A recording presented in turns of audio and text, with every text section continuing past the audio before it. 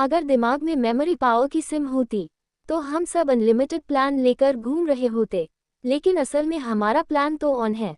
बस सिग्नल ढूंढने के लिए हमें लोरेन और लुकस जैसे ब्रेन इंजीनियर्स की ज़रूरत है, और यही काम करती है द मेमोरी बुक।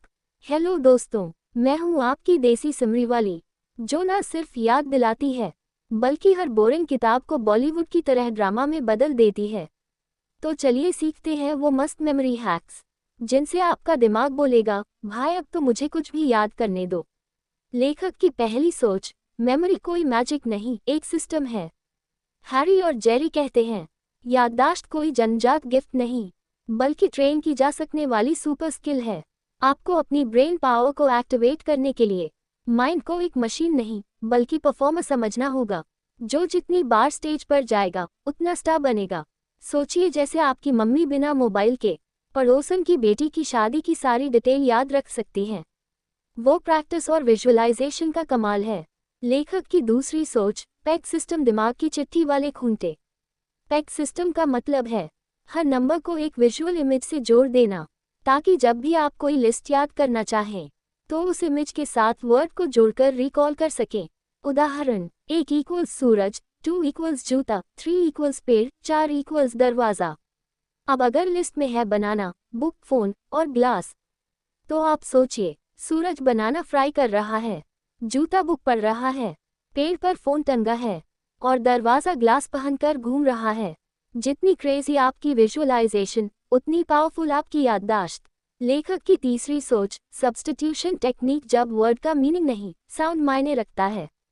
कुछ चीज़ें याद रखना मुश्किल होता है तो उसका कोई ऑल्टरनेट फनी या पर्सनल साउंड बना लो। उदाहरण, मान लीजिए किसी का नाम है निखिल। अब निखिल को याद करने के लिए सोचिए, निकल का सिक्का उसके कान में फंसा हुआ है। या कोई लड़की है कनिका, तो विजुअल बनाओ, कंगना के स्टाइल में घुंघरू पहनकर घूम रही है। नाम भूलने वालों के लिए रामबाण उपाय।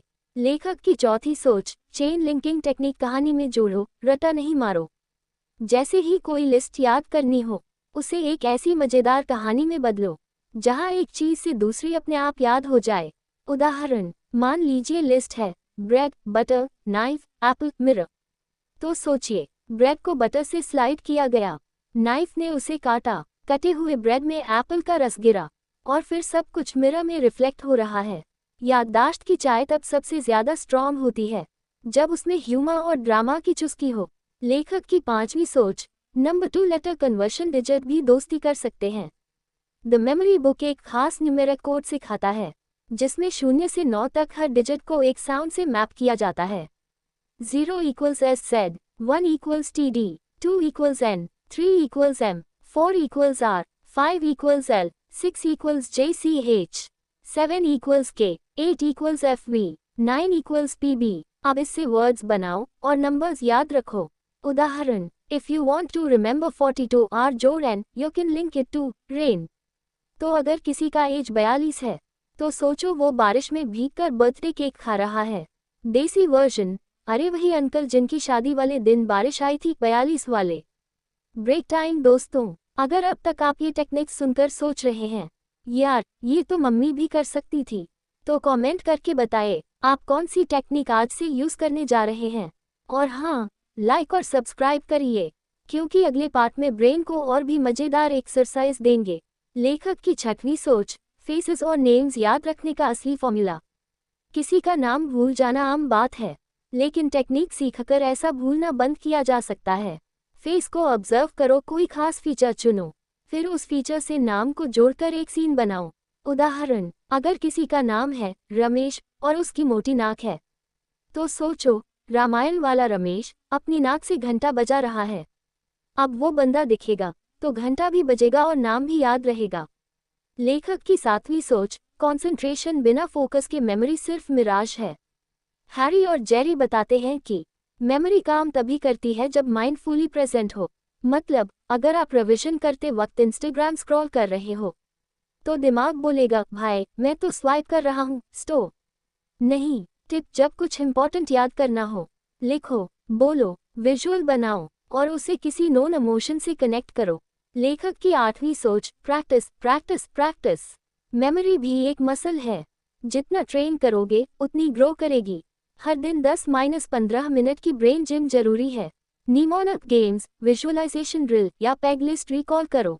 देसी टिप, घर में छोटा भाई हो तो उस पर टेस्ट करो, उसे सिखाओ और खुद भी सीखो। तो दोस्तों, द मेमोरी बुक हमें सिखाती है कि मेमोरी कोई बॉर्न टैलेंट नहीं, बल्कि एक प्रैक्टिकल स्किल है। विजुअलाइजेशन, पेग सिस्टम, सब्स्टिट्यूशन और लिंकिंग से कोई भी इन्फो, चाहे कितना भी बोरिंग क्यों न हो, याद रखा जा सकता है। नंबर कोड से लेकर फेस टेक्निक्स तक, सब कुछ थोड़ा ड्रामा, थोड़ा इमोशन और थोड़ा लॉजिक मानता है। और सबसे बड़ी बात, प्रैक्टिस के बिना कुछ भी पॉसिबल नहीं है।